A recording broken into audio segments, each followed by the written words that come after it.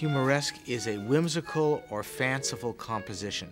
A piece done in a brisk tempo. Dvorak, who wrote this famous piece, Humoresque, initially wrote it as it almost sounds like a hurdy-gurdy piece. Dum da-dum da-dum da-dum da-dum da-dum da-dum da-dum da-dum. So when they decided to use this as a theme in the movie, they actually used that theme as a big, soaring, romantic melody. It's this,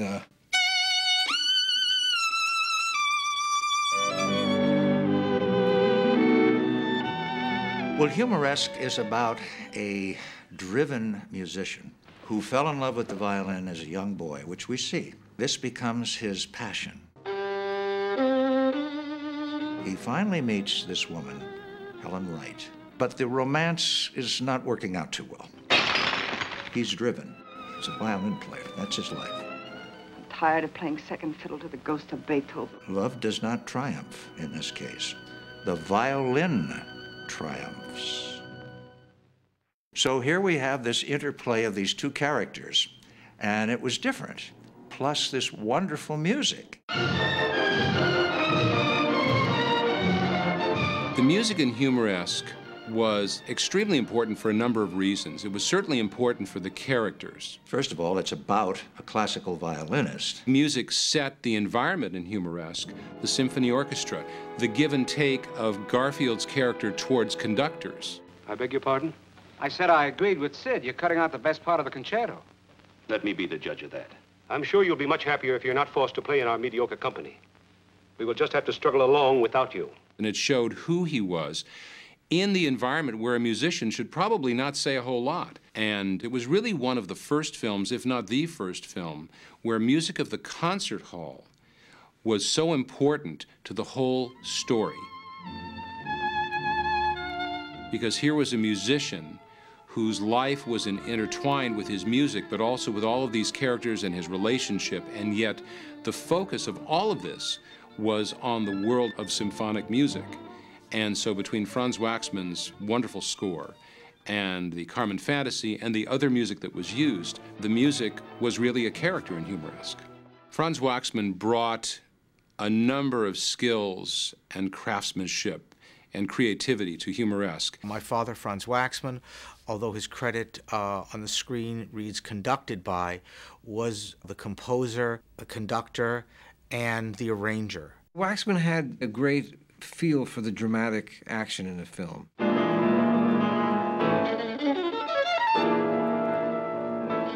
My father wanted a major violinist to be involved in the production. Well, Jascha Heifetz, naturally, was the reigning violin player at the time. Jascha Heifetz was approached and agreed. However, he asked for more money. So Jack Warner, the head of the production at Warner Brothers Films, asked my father, quote, "Find me a kid."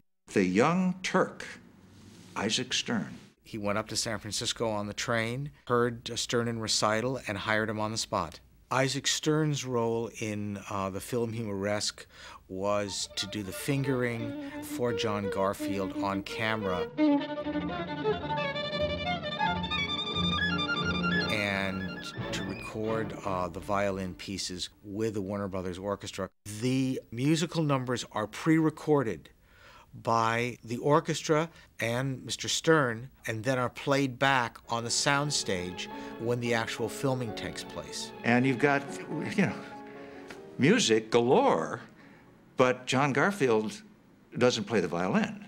John Garfield had a very difficult task from the beginning. The way they shot it was they had my father standing there. And Garfield had his hands behind his back. And then they had one musician reaching his arm around through my father's coat to do the fingering on the violin, and then another musician reaching around the other side of my father's shoulder to do the bow work. They also had a double for long shots of John Garfield, so that, you know, he was a violinist for the very long shots. And then they had, once in a great while, a medium shot where you saw John Garfield picking up the instrument and getting ready. Plus, Isaac Stern, they shot looking down on the violin, the bow, the violin, the fingering, so that you could cut to that as though it were shot thusly. You could see Isaac Stern's fingers doing what they were supposed to do. And the effect on screen is, you know, that John Garfield is playing the violin. Thank you, Mr. Boray. Franz Waxman wrote a great many pieces for symphony orchestra, for voice, for chorus. His music, like many composers, actually becomes a character in the film. The actual depth of the music emotionally will bring out those characters' emotions. The Carmen fantasy, the music helps propel the story forward. Carmen underlined the futility of the love affair between John Garfield and Joan Crawford, and it was underpinned in that particular scene he was rehearsing the Carmen. Joan Crawford's husband has just agreed to divorce her. She came in and wanted to give him this news about getting the divorce, and she thought he'd stop anything just to, you know, I have wonderful news, darling, exciting, I must talk to you right away. She sends a note to him on stage. He looks at the note, crumples it up and puts it in his pocket and says, "May we take it again from letter G, please?" Certainly. Thanks. Letter G. and she's thinking, why? How could he do that to me? I thought he loved me.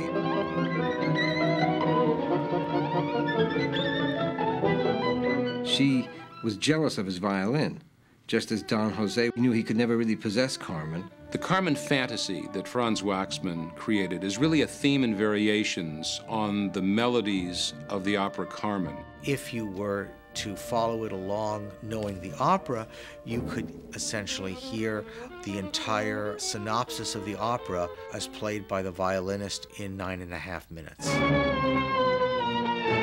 It is one of the most difficult pieces in the orchestral repertoire to play, and that is why there have only been a few great artists who, up until recently, have even attempted it.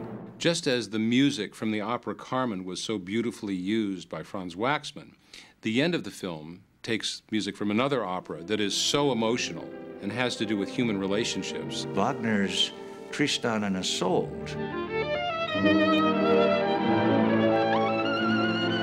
And they use this first as a presentation in the concert hall. Then, of course, it goes right to the character of Joan Crawford. Where Joan Crawford walks into the ocean while you hear over the radio the concert with Paul Boray. So what Waxman did, knowing that this piece was very, very well known to people as representing this eternal love story of Tristan and Isolde, who are almost like a Romeo and Juliet, and the futility of what their relationship was and how it had to end in death, and use it as a score almost to the death of Joan Crawford, because she's overcome with the grief that she can't have John Garfield. I don't think they could have picked a better piece of music in all of classical music to use for that moment in the film. It is very dramatic, it is passionate, it is peaceful, it is reflective, and it resolves the relationship for John Garfield and Joan Crawford. Nothing comes free. One way or another, you pay for what you are. Humoresque really was so innovative and unique and precedent-setting. Humoresque remains timeless because the music remains timeless. An audience, when they listen to it, they recognize that there's something very special about it. I think it holds up very well, and if you love that music, and of course it was beautifully recorded, and it still sounds terrific. I love it. I can watch it over and over again.